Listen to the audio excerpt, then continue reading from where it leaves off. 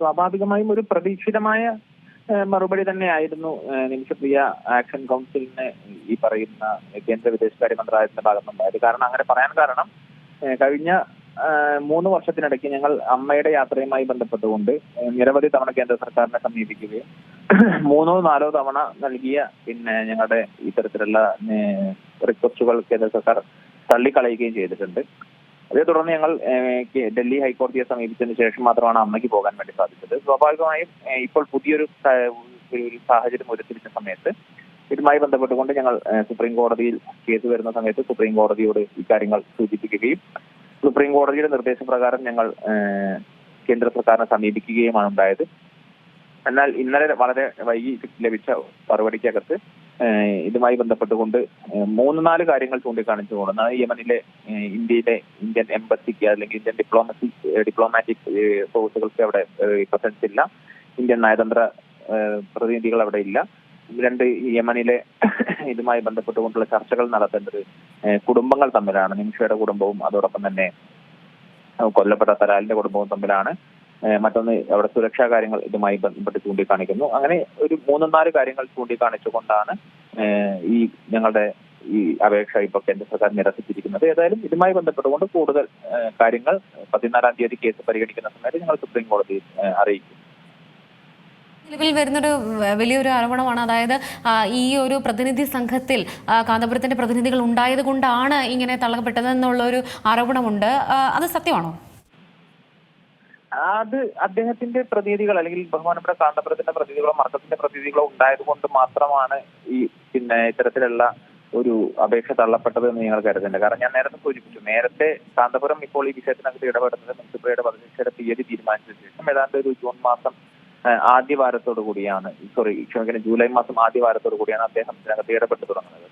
പക്ഷെ അതിനു മുമ്പ് നേരത്തെ 2 വർഷങ്ങൾക്ക് മുമ്പ് 3 വർഷങ്ങൾക്ക് മുമ്പ് ഞങ്ങൾ നിമിഷയുടെ ആ മാതാവ് ഉൾപ്പെടെയുള്ള ഭർത്താവ് ഉൾപ്പെടെയുള്ള മോൾ ഉൾപ്പെടെയുള്ള ആക്ഷൻ കൗൺസിലിന്റെ ഭാരവാഹികൾ ഉൾപ്പെടെയുള്ള ആളുകൾക്ക് യാത്രാനുമതിക്ക് വേണ്ടി സർക്കാരിനെ സമീപിക്കുകയും സർക്കാർ അത് നിരസിക്കുകയും ചെയ്തതിന്റെ ഭാഗമായി ഇതുപോലെ തന്നെ സർക്കാരിനെ വിവിധ കാരണങ്ങൾ ചൂണ്ടിക്കാണിച്ചുകൊണ്ടാണ് നിരസിച്ചിരിക്കുന്നത്.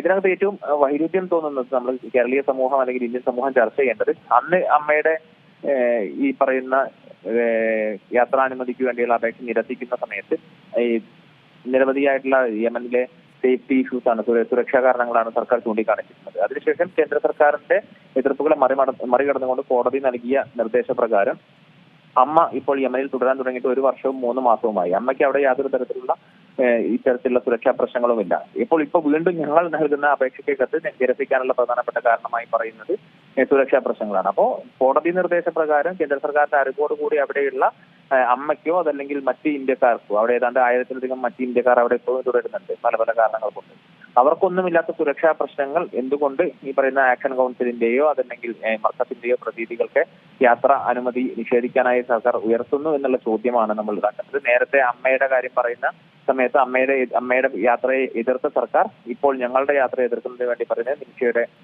ബന്ധുക്കൾ കുടുംബവും തലാലിന്റെ കുടുംബവും തമ്മിലാണ് ചർച്ച നടത്തേണ്ടത് എന്ന് പറയുന്നു. അപ്പോൾ ഇതൊക്കെ ഈ സർക്കാർ എടുക്കുന്ന നിലപാടുകളിലെ വൈരുദ്ധ്യങ്ങളാണ്. ഇതെല്ലാം സ്വാഭാവികമായും കോടതിയും അതോടൊപ്പം തന്നെ പൊതുസമൂഹവും ചർച്ച ചെയ്യുക തന്നെ ചെയ്യും.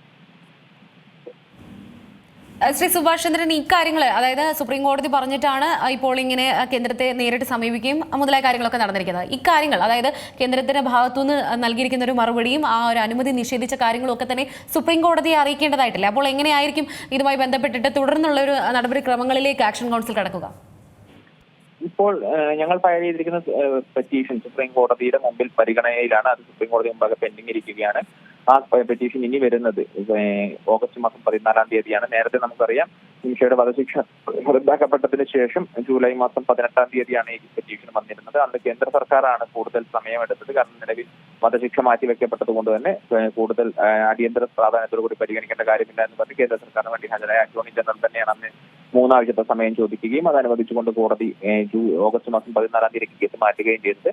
ഇപ്പോഴും നിലവിൽ ഞങ്ങൾക്ക് ലഭ്യമാകുന്ന സൂചനകൾ പ്രകാരം വധശിക്ഷ എന്ന് പറയുന്ന ഒരു അടിയന്തര പ്രാധാന്യത്തോടു കൂടിയുള്ള കാര്യങ്ങൾ അവിടെ നടപ്പാക്കേണ്ടതില്ല. കാരണം അതുമായി ബന്ധപ്പെട്ടുകൊണ്ടുള്ള ചില തീരുമാനങ്ങൾ നിലവിൽ താൽക്കാലികമായി വന്നിട്ടുണ്ട് എന്നുള്ളത് കൊണ്ട് തന്നെ 14-ാം തീയതി വരെ കാത്തിരിക്കുകയും 14-ാം തീയതി കോടതിയിൽ കേസ് പരിഗണിക്കുന്ന സമയത്ത് ഇക്കാര്യം ഉന്നയിക്കാൻ വേണ്ടിയാണ് ആക്ഷൻ കൗൺസിൽ ഇപ്പോൾ ആലോചിച്ചിട്ടുള്ളത്. സാം, ഞാനൊരു കാര്യം കൂടെ, അതായത് ഈ ആക്ഷൻ കൗൺസിൽ നിമിഷപ്രിയയുമായി പിന്നീട് കോൺടാക്ട് ചെയ്തിട്ടുണ്ടോ? അവസാനമായി എപ്പോഴായിരുന്നു നിമിഷപ്രിയയോട് സംസാരിച്ചത്? എന്താണ് നിമിഷപ്രിയ ഈ വിഷയത്തോടൊക്കെ പ്രതികരിക്കുന്നത്? എങ്ങനെ പോകുന്നു നിമിഷപ്രിയ? സ്വാഭാവികമായും നിമിഷ ജയിലിലാണ് എന്നുള്ള കാര്യം വസ്തുത നമ്മൾ മനസ്സിലാക്കണം. വളരെ ലിമിറ്റഡ് ആയിട്ടുള്ള ആക്സസ് മാത്രമാണ് നിമിഷയ്ക്ക് അവിടെ ജയിലിൽ മൊബൈൽ ഫോണുമായി ബന്ധപ്പെട്ടുകൊണ്ട് ലഭ്യമാകുന്നത്. ആഴ്ചയിൽ ഒരിക്കൽ മാത്രമാണ് അവർക്ക് അത്തരത്തിലുള്ള ഫോൺ ഉപയോഗിക്കാനൊക്കെ ഉള്ള അവസരങ്ങൾ ലഭിക്കുന്നത്. അപ്പോൾ ആ സമയത്ത് സ്വാഭാവികമായും നമ്മുടെ ഇന്ത്യൻ സമയവുമായും ഇത് വലിയ ബുദ്ധിമുട്ടുകളുണ്ട്. അപ്പോൾ അത്തരത്തിൽ നമ്മുടെ ആക്ഷൻ കൗൺസിലിന്റെ ഭാരവാഹികൾ ചിലർ വളരെ അടിയന്തര സാഹചര്യത്തിൽ മാത്രമാണ് നിമിഷയുമായി ബന്ധപ്പെടുന്നത്. അല്ലാത്ത സമയങ്ങൾ അവർക്ക് കുടുംബവുമായി ബന്ധപ്പെടാൻ അവർക്ക് ലഭിക്കുന്ന സമയം കൂടുതൽ കുടുംബവുമായി, അമ്മയും മകളും ഭർത്താവും ഉൾപ്പെടെയുള്ള ആളുകളുമായി ബന്ധപ്പെടാൻ വേണ്ടിയാണ് ഞങ്ങൾ ചെലവഴിക്കാറുള്ളത്. അപ്പോൾ അത്യാവശ്യ ഘട്ടങ്ങളിൽ ആക്ഷൻ കൗൺസിലിന്റെ ജനറൽ കൺവീനറോ ഉൾപ്പെടെയുള്ള ആളുകളാണ് നിമിഷയെ ബന്ധപ്പെടാറുള്ളത്. അത്തരത്തിലുള്ള ബന്ധപ്പെടലുകൾ നടക്കുന്നുമുണ്ട്. ഏറ്റവും പുതിയ വാർത്തകളും വിശേഷങ്ങളും വിരൽ തുമ്പിലറിയാൻ സീ മലയാളം ന്യൂസ് എല്ലാ ഡിജിറ്റൽ പ്ലാറ്റ്ഫോമുകളിലും ലഭ്യം.